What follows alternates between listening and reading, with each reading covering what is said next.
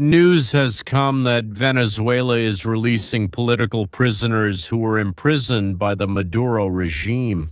As Trump said, this is a gesture of goodwill from the new government of Venezuela. They want to live with us, the United States, in peace, and he wrote about this on Truth Social. In this regard, Trump stopped, as he said, the second wave of attacks. I canceled the previously expected second wave of attacks, which it seems we won't need. However, all ships will remain in place to ensure security. But we still drive away Russian tankers that sail under the flags of other countries. Unloading in Texas and Louisiana is a sacred thing. We will punish Russia. We continue and will keep punishing them for their unwillingness to stop the war in Ukraine. This is new footage from the Caribbean Sea. Take a look. This is the United States Coast Guard detaining another ghost tanker, which reportedly was in the eastern Caribbean Sea. Earlier today, the Department of Homeland Security said it left Venezuela, suspected of transporting embargoed oil. This has happened multiple times this week already as President Trump announces his next steps in the conflict. I agree. We're offering many incentives. These are oil revenues they wouldn't have gotten otherwise. Plus, we can resume strikes on Venezuela if needed. Since for the United States, the operation in Iran is a continuation and development of the strike that was carried out against Venezuela, let's take a look in that direction as well. And what they did is that they started in the past. They began shooting unarmed people who were either gunned down with machine guns or seized, taken to prisons, and then hanged and killed. So they played tough, and I said, if they do that, we will hit them very hard. We will hit them tough. We are ready. If they do that, we will hit them hard. So I want you to respond to this. What we can say at the very least is that the connection was lost in the middle of the night. At minimum, in at least 6 Iranian cities, millions protested. We've seen this before. Dan, do you think this time is different? Is it a little different? Iran is now weaker than perhaps it has ever been. They've lost their satellite state, Syria. Israel has entered the fight with its proxy terrorists, the Lebanese Hezbollah and the Houthis in Yemen, not to mention Hamas. Of course, and Israel eliminated many of the IRGC leadership back in June of last year. Iran's oppressive government depends on the IRGC to control the population. They no longer have the same leadership at any level as before. And this may make it harder for Iran to deal with this crisis. Iran's economy and currency are in free fall, and they have a water shortage due to mismanagement. I think the United States government is now looking for ways to help this protest movement. Maybe it will be turning on the internet. Of course, we have that capability if we decide to use it. I don't know of any strikes inside Iran. I think that would be risky, but there are probably other things we can do. This is where Voice of America plays a role, delivering information to brave Iranians on the streets and showing support for their efforts to bring freedom and democracy to their country. By the way, below is a link to my book, An Adventurous Tale in Search.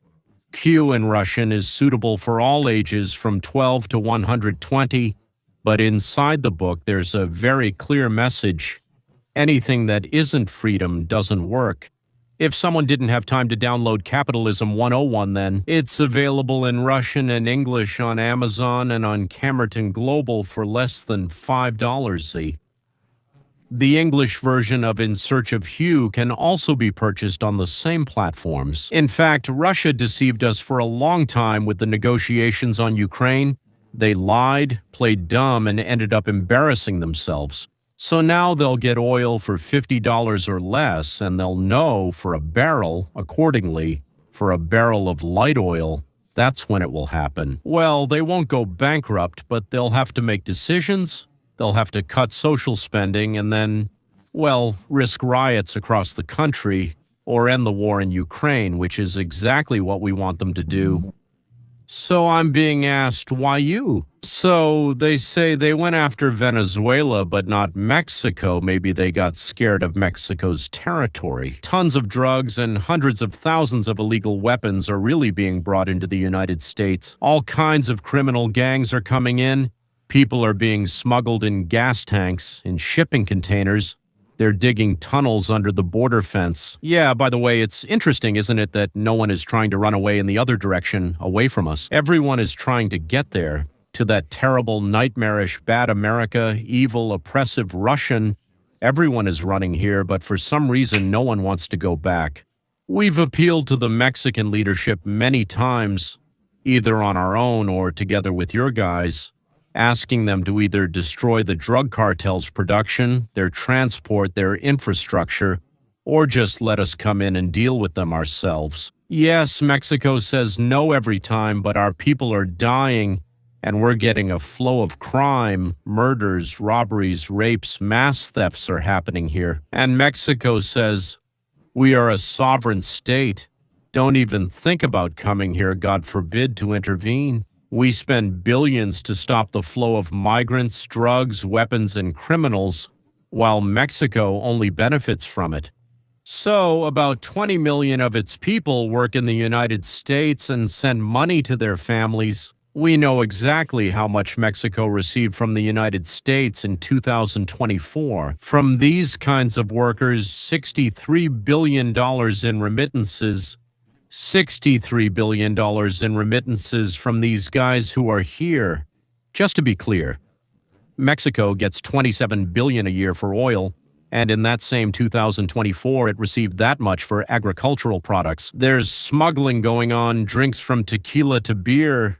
Yeah, 13 to 15 billion. So oil, agriculture, and alcohol bring the country less than Mexicans working abroad, who send, well, remittances to their wives, children, parents, and so on. For smuggling illegals into the United States, Mexican cartels received, according to estimates, $13 billion in 2024, while income from drugs in the same year was $29 billion. Well, that's for respectively cocaine, fentanyl, heroin, marijuana, and methamphetamines. Of course, Mexico is incredibly profitable. Incredibly profitable that we're nearby, that millions of illegals are coming to us, that drugs, prostitutes, criminals, and weapons can be brought in, but it's not profitable for us. Our people are dying, and Mexico says, we are very sorry, but our own skin is much closer to us than yours, so don't take it the wrong way. That's just how it is. And as for international rules, so to speak, we'll rely on them mainly because you can't do anything to us if we act according to international rules. So if you start doing something, then you'll end up being the criminals, and they, so to speak, will be like innocent maidens in white dresses, while we are the criminals. Well, so what? Here's a surprise. Because what happens when we go mad from all this nonsense? By the way, I actually have a suggestion. Let's explain to the Mexican government that we're coming in, and if they decide to stop us, we'll wipe out anyone who tries to get in our way. Then we clear out everything we can, leave, and wait to see who survives. And whatever they do, if they do anything, we go in again. And we keep doing this until they leave Mexico or until we kill them all. And then with close, warm, and friendly feelings, we will offer Mexico to be our good neighbor. I'm sure Mexico will become our good neighbor. What do you think? Let me put it in more simple, everyday terms. The neighbor behind the fence throws things at your kids, big nails, and to be honest, has already hit them. The police say, he hasn't entered your house, we can't do anything. He hasn't even come into your yard, we can't do anything. And the neighbor has already started throwing stones and even put a poisonous spider over your fence. The police say again, we can't do anything, we can't help you. But you have no right to violate the territorial integrity of his yard, meaning the border.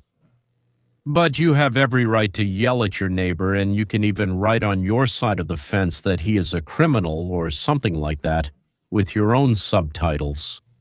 And then you realize that one day your neighbor might poke your child's eye out or stick a snake through the fence door, or do something else just as charming. He's done similar things many times before, he just didn't quite succeed. You might decide that whatever will be, or you might decide that saving a drowning man is the work of the drowning man himself. Well, so here's the situation. Ladies and gentlemen, personally, I think it's time to bury and clean up Mexico. Well, maybe we won't clean up everything.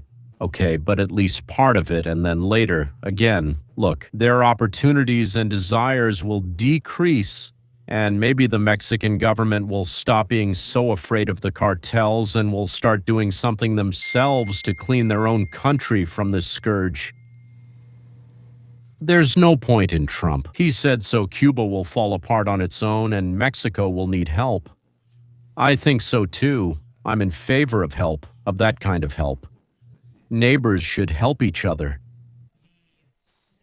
The attempt to kidnap Maduro from Venezuela is old news. So for the Culture War podcast, we're actually discussing, we plan debates on the issue of invading Venezuela. Now we have a message that Trump will start an attack on Mexico. We have Trump's own statement. He didn't say directly, we're going to attack Mexico and start a ground invasion. He says, we will strike areas where drug cartels operate in Mexico, which obviously means entering Mexico. We will now start striking their land. Because of the cartels control Mexico. It's very, very sad to see what has happened to that country, but the cartels are operating and they kill 250,000 to 300,000 people in our country every year. These drugs.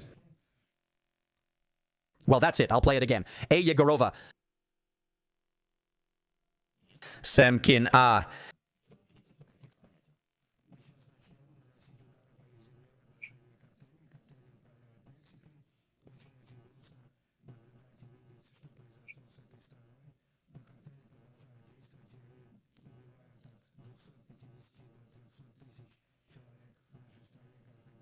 Well, I just told you, if political correctness can threaten your child's life, then you'll have to either sacrifice political correctness or sacrifice your child. And each of us makes our own choice, and some do end up choosing to sacrifice political correctness. I'm with them. I'm tired of it, completely fed up, as they'd say in Slavic style. Donald Trump announced United States forces will strike drug cartels in Mexico after months of naval attacks on drug boats. Mexican President Claudia Sheinbaum opposed this decision.